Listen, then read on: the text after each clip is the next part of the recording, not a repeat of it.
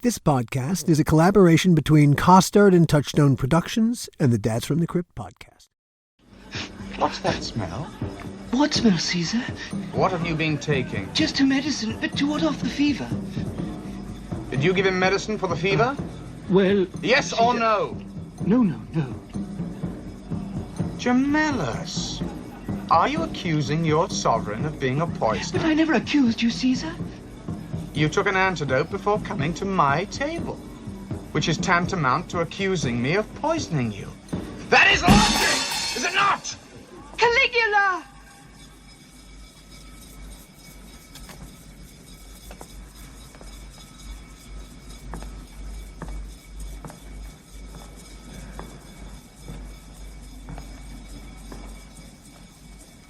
Kyria, arrest Gemellus for treason. Guards, take him away.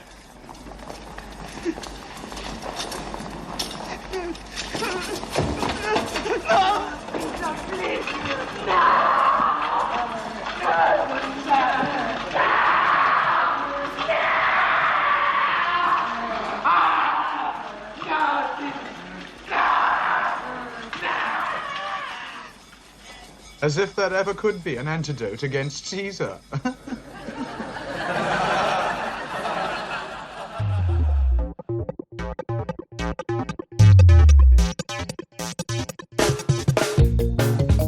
Hello and welcome to another episode of the How Not to Make a Movie podcast.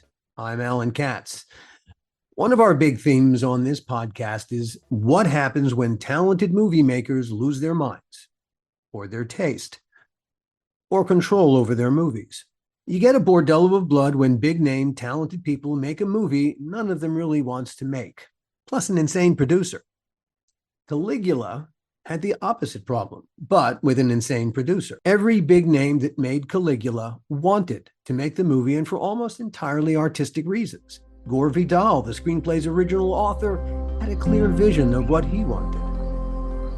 I'm Gore Vidal, and I've written a screenplay about one of the most extraordinary, some think one of the most wicked young men that ever lived, the Roman Emperor Caligula. Caligula's original director, Tinto, he also had a clear vision. The problem was his vision for the movie didn't match Gore Vidal's or Bob Guccione's, and Bob Guccione's vision mattered more than anyone's because all the money was his. The result is a spectacular fiasco. It's not just bad, it's epically bad, almost unwatchably bad. That's harder to pull off than it looks, and I know from experience. Caligula calls itself the most controversial film of all time. It might just be right.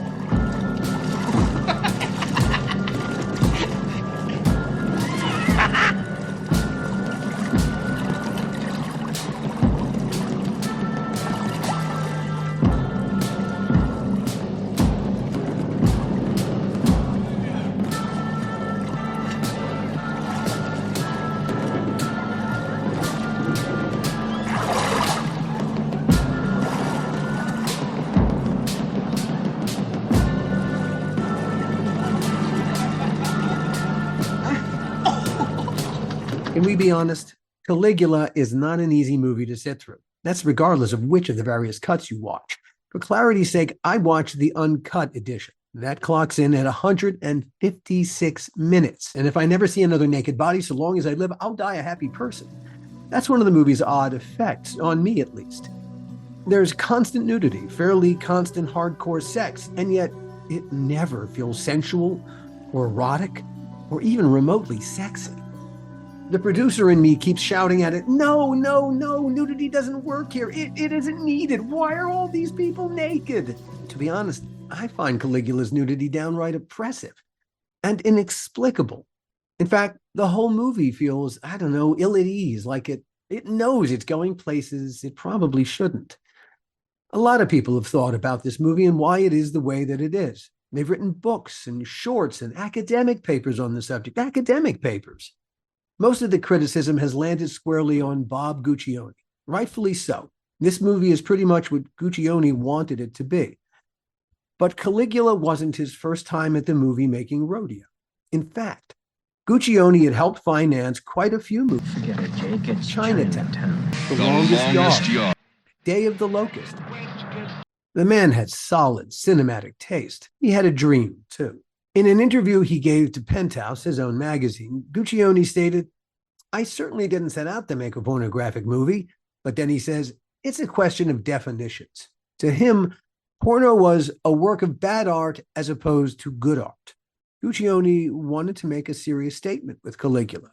His final word, "We've done with cinematic images what so many authors and historians have done with words." When Guccione says we, he means he. Like I said, Guccione paid for Caligula all by himself. Every penny in was his. Now, the idea of doing a movie about Caligula started with one of the gods of Italian cinema, Roberto Rossellini. On a crypt-related side note, Roberto Rossellini was the father of Isabella Rossellini, one of the stars of the You Murderer episode. Roberto Rossellini wrote a treatment. In his version, Caligula doesn't start out a monster at all. Irfan Shah, writing in Cineast in 2019, describes the Caligula in Rossellini's original treatment as a self-aware rebel trying to subvert a corrupt political system. Rossellini focused his lens on the gritty realities of post-war life in Italy. Before Rossellini, though, Albert Camus had written a play about Caligula in the 1950s. Camus' Caligula is intellectually sophisticated, cruel, but also sentimental. Irfan Shah argues that Rossellini's Caligula starts where Camus' Caligula left off. He's a Republican with a small r who wants to shock the status quo away from imperial lunacy and back to being a sensible republic. Those are some fantastic ambitions for this story. It makes where it ended up that much more excruciating. This movie might have could have been something. There are flashes of a really good movie trapped inside it. I have existed from the morning of the world, and I shall exist until the last star falls from the night. Although I have taken the form of Caius Caligula, I am all men as I am no man, and therefore I am a god. Alas, Rossellini couldn't get any traction with his Caligula project, and he put it down. But his nephew, Franco Rossellini, picked it up.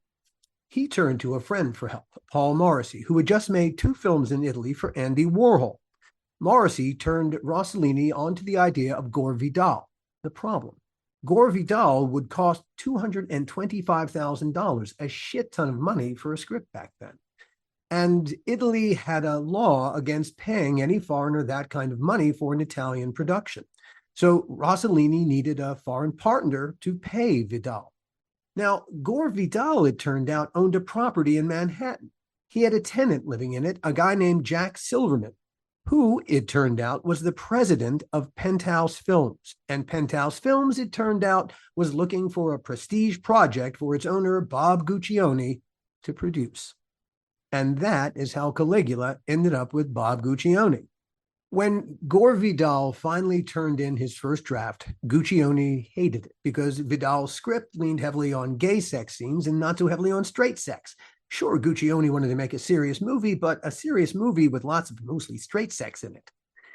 He hired a great and expensive cast of serious actors: Malcolm McDowell, Sir John Gielgud, Peter O'Toole, Helen Mirren, and Maria Schneider. The problem was, as his expensive cast began to show up in Rome, there was still no director.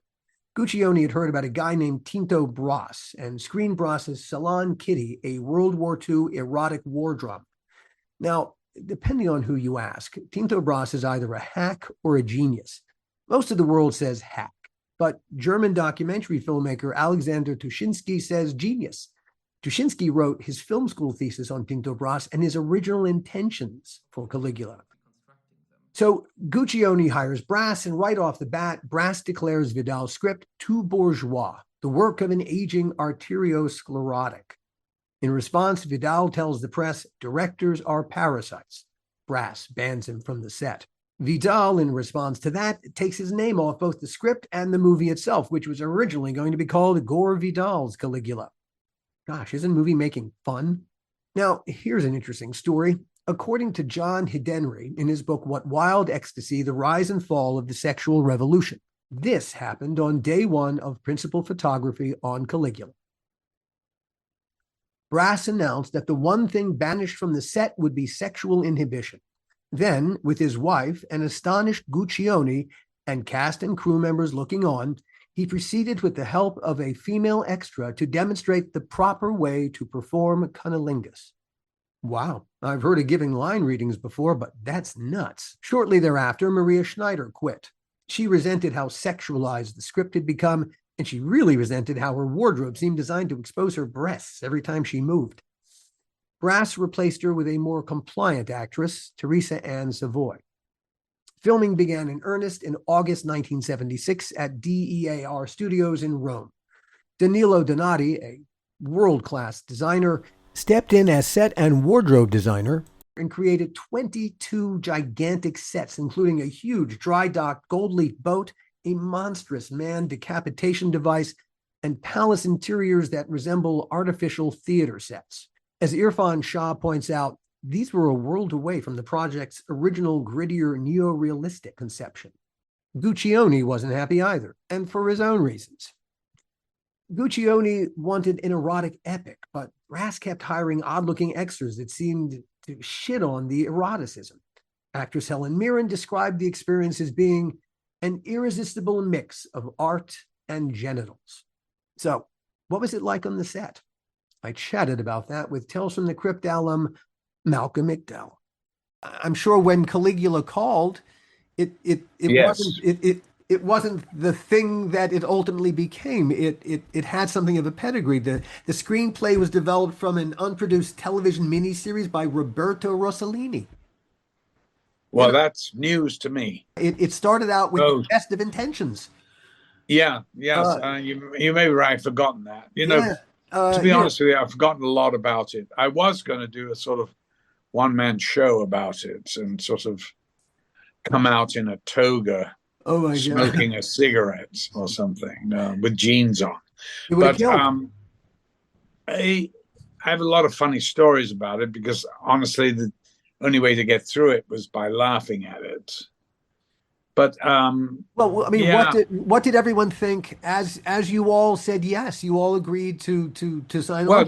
Well, of course, we hadn't seen a script, so I kind of got, as soon as I was in it and got the script, I thought, wow, this is terrible. I was so shocked at how, this such a great writer had produced such rubbish. And, I immediately tried to, I said, and then they'd cast the director, it was going to be Nick Rogue. Was it really? Yeah. Huh. Oh, Nick Rogue came up to me in San Lorenzo's restaurant and said, he looked over to me and he looked down and he said, "So, I'm not to be your master." I mean, he's such an arrogant fucker, and I went, "Well, Nick, not on this one. By the way, if we ever do work together, you will still not be my master, but we'll happily work together." Of course, he was a wonderful director, and it would have been a very interesting. His Don't Look Now is one of my favorite movies ever. Incredible movie. And really not a great book. I thought he made so much more of it than was in the book. If Caligula had that sensuality, the lovemaking scene between Julie Christie and Donald Sutherland is a wonderful scene because it feels so real. It feels so emotionally. Oh, that's why everybody thought it was real. Indeed. Yeah. It wasn't. The amazing thing about it is that it's this wonderful sex scene between a married couple. Yeah, exactly. That's the weirdest thing about it. But it's so amazing because of what happened to the child and all that. And it's so brilliant the way the child wears that. Oh, red and water. Shiny red Macintosh. It's like a sou'wester or something. It's an amazing film. A thunderous ending. Oh my God. Yeah, he's a great director. It will never get out of your head. By the way, I loved Performance with James Fox and Mick Jagger. Mick was never better in a movie the best thing he ever did on celluloid, in my opinion. I thought he was amazing. I agree. And it makes it heartbreaking to hear that Nick Rogue was thought of to direct that movie. It would have been And the reason he wasn't offered it in the end was, of course, because he was too independent and too good and would not be manipulated by Guccione. Yeah.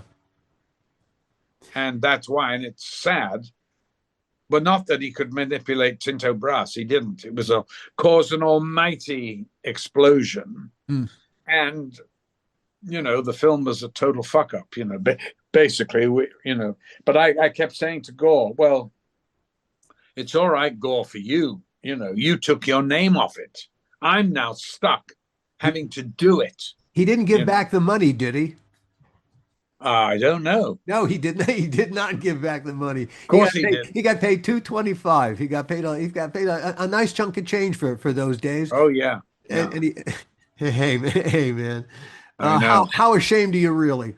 The casting became an issue. Maria Schneider, and she just passed away recently, unfortunately. A terrific actor. Yeah. She was supposed to play Drusilla. She quit while filming her first sex scene, right in the middle of working with you. No, she never got. She never got that far? No. She got as far as a costume fitting and coming up to do a little rehearsal. Oh, the stories people tell. Good God, it was nothing like that. Go ahead, carry on, please. Good. She went down to the seamstress, and we had Danilo Donati, one of the great designers of all time. He did all Fellini's movies. A genius. Such talented people on this He project. did the costumes and the sets. And, the costumes were literally one stitch here, one stitch there. That was it. Open. And you wore a diaper underneath it. She went down to the seamstress and had them sew up the sides of the dress so that sure the scene was me fondling her breast because I'm her brother basically, and to be fondling her breast to a modern audience is sort of outrageous, but of course in Caligula's time it was quite normal. They were the only people you could trust with your family, and that's basically who you stayed with. I tried to get into the dress and I went, wow, how did you manage to get this? And Tinto Brass went ballistic. That's what happened. And he really lost it. When he found out what she'd done, he lost it. And she sort of went, fuck you. And he went, oh, fuck you, get off my set. And so I don't know whether she walked or she was fired. I think she basically walked. For a little while, they thought about Catherine Ross to replace her. I got a call from Catherine who said, Malcolm, that I'd been offered it. What can you tell me? And I went, oh, Catherine, God, you're America's sweetheart. I'm such a fan. I went, I'd love to work with you, but darling, not on this. I honestly, from the bottom of my heart, I really think you should not do this. They're running around the set naked and everything. I don't. She went, thank you. That was very, very good of you to spare her the trip. Yeah, I wouldn't do that to her. And I was a big fan of hers. And I knew that was a terrible fit.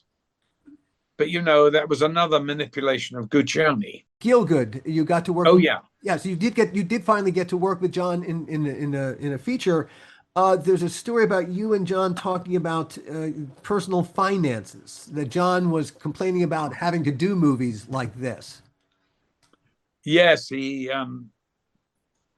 said, my accountant, I've been told I've got to cut back. And I went, oh dear, John, well, do you live this high lifestyle? He goes, good God, no. But I can't afford it, the taxes, I said, well, where could you cut back? I mean, you've got this beautiful house. He went, oh, yes, so I can't leave the house. And I said, and what about, you've got this lovely Rolls Royce and a chauffeur? And he goes, I couldn't possibly do without my Rolls. And I went, well, I think that's what they're talking about when they say cut back. He said, well, they're not paying me very much per diem. And I hear you have a villa. I went, well, I do. And I tell you, I'd love to share it with you. You can have a whole wing of it. He said, oh, so nice. Thank you so much. And he came and stayed with me for 2 weeks. And it was adorable. Huh. I had a wonderful time with him. I adored him. He regaled us all these stories. And, everything was, he was telling me about him and Larry when they did Romeo and Juliet, and they alternated the parts of Romeo and Laertes, and I'm not Laertes, Mercutio. Mercutio, yeah. Yeah. And he'd always say, oh, Larry was far better than me, and he was much more athletic, I just had the voice. And I went, yeah, but what a voice. He said, well, Larry's is a pretty good voice too, but he was so much more athletic, There's something funny about Gielgud saying, I just have the voice. Yeah, I just had the voice, a voice. Okay. If that's how you see yourself, okay. At the time, the top tax rate in England was 83%, so it was pretty brutal to people making the kind of money that you guys were making. In the end, the principal cast members, everyone agreed to do a voiceover recording session. Only if Bob Guccione's inserts would be left out of the final cut. Apparently, no one you wouldn't do the looping until. Yes, I'm sure that's true, but they didn't pay me a big chunk of money. I think something north of $200,000 they owed me, and in those days that was a lot of money. Yeah. They owed me, and I refused. So I refused to do anything till first I had a certified check, which they came around with the messenger, and I got. And I had my lawyer there, and I gave it to him immediately. Oh God! And it was really terrible. And of course, when it came out, it was all put back. Yeah, right. And I bumped into Gielgud on 3rd Avenue. He was shooting Arthur. I didn't even know, And he said, oh, Malcolm, have you seen the film? And I went, no, John, I haven't. He said, oh, frightfully good. I've seen it 3 times, and I paid twice. Yeah. What? Yeah. He saw it 3 times and paid twice. And then somebody must have got to him to say, look here, it's an absolutely scandalous film. You can't go around saying you like it. So he then changed his tune and said, oh, frightful film. I don't know why I did it. Frightful. That's so funny. Oh, yeah. Dear. Legendary movie critic Roger Ebert, apparently he hated the film. Oh, yeah. He walked out after 2 hours, and his review started with him calling it sickening, utterly worthless, shameful trash. And it ended with, this movie, said the lady in front of me at the drinking fountain, is the worst piece of shit I have ever seen. That's how he ended his movie review of Caligula. Now, tell me this. Wouldn't you go, if you'd read that review, you'd have gone, I've got to see this movie. I know. It made more money than any movie I've ever done. Yeah. Ridiculous. It's the insane thing. I know. There's one more little funny little tidbit I'll throw in, and it's the perfect little capper to it. After the film was released, Annika Lorenza, Marjorie Lee Thorson in a... Annika, Yeah, she played Lena. Yeah, she sued Bob Guccione, saying that his handling of the film, mainly his adding of the hardcore sex inserts, had damaged her acting career by associating her with a hardcore porno film. She won her case. She was awarded $4.06 in damages. I thought she got $3 million. No, $4.06. She was a very peculiar girl. Bless her, and I think she died. And I think she had not a happy life. It was because Guccione was really a very evil person. Where Caligula is concerned, Malcolm is right. Guccione was evil. When actors agree to do a movie, They expect the movie to be what they agreed to do. They certainly don't expect to have shots of people masturbating or sucking dick or ejaculating intercut with their acting. That's what's so disconcerting about the experience of watching Caligula. There's no other movie like it. First, it makes zero sense to intercut to the sex where the movie intercuts to the sex. But second, the sex itself completely lacks any humanness. It's utterly robotic and impersonal. As movie critic Roger Ebert also put it in his review of Caligula, it's not even good porn. When principal photography finished, Guccione fired Tinto Brass and took over the cut. He brought back a bunch of extras he'd hired and flew in more penthouse pets. According to Irfan Shah, most of the pets thought they were to appear in a James Bond movie. After shooting 12,000 feet of hardcore action in the DEAR studio basement, Guccione retired to Twickenham Studios in London, where he holed up in an editing suite and proceeded to create one of the primo examples ever of how not to make a movie. Like I said, watching Caligula is truly an odd experience. There are some very good scenes in the movie. There's some good acting. There are beautiful shots throughout. But we never feel anyone's humanity except when they're being tortured or brutally killed. Film is a language, and Caligula has a strange, hard-to-place accent. The fact that it misses as a movie, well, that isn't just Guccione's fault. It's Tinto's fault, too. If Gil and I had been sent Tinto's reel while we were doing Tales from the Crypt, we weren't, I'm just saying if, I doubt we would have hired him.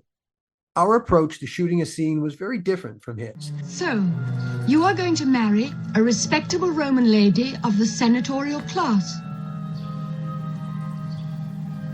No, I'm not. Yes, you are. You've got to have an heir. Who will kill me when he grows up? The priestesses of Isis are meeting at my house tonight. You want me to marry one of them? Yes. No. Yes.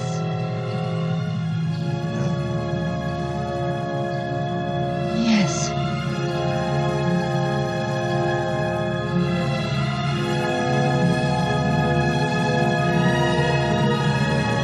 He shoots everything with a wide master. Instead of cutting to reaction shots, he often pans to them or zooms. This isn't the best use of the cinematic language. While this style of shooting and editing captures everything and feels immediate, it never feels intimate. There's a very good reason for why we shoot things the way that we shoot them. For all its many faults and flaws, Caligula continues to fascinate. Hi, my name is Thomas Nagovin. Documentary filmmaker Tom Nagovin has been working on a cut of Caligula that supposedly will drop this year. What I've been doing. Then when I tell them that movie is Caligula, they always ask, isn't that a porno? In fact, a new cut of Caligula played at this year's Cannes Film Festival. Dozens of people walked out. As they say in France, plus ça change, plus c'est la même chose. Translation, Caligula simply will not go away. Here's one final irony. It's entirely possible that the real Caligula was nothing like the childish madman depicted. According to the BBC, the evidence for Caligula's monstrosity isn't quite as clear-cut. Most of what we think about Caligula was written long after he was gone. The few contemporaneous eyewitness accounts of Caligula's reign, they all fail to mention any of the worst stories, like incest with his sister, or making his horse a consul. No Roman writer ever said that he made his horse a consul. Philo, a high-ranking Jewish ambassador, described Caligula as a rather menacing jokester, but nothing worse. Caligula had enemies. People in power always do. Caligula's enemies assassinated him, and then they had the final word on who Caligula was. It could well be that Caligula is the victim of bad reviews that deliberately took him out of context. Been there, done that. Been there, done that. Been there, done that. See you next time. The How Not to Make a Movie podcast is executive produced by me, Alan Katz, by Gil Adler, and by Jason Stein. Our artwork was done by the amazing Jody Webster, and Jason Jody, along with Mando, are all the hosts of the fun and informative Dads from the Crypt podcast. followed up for what my old pal the Crypt Keeper would have called terrific crypt content.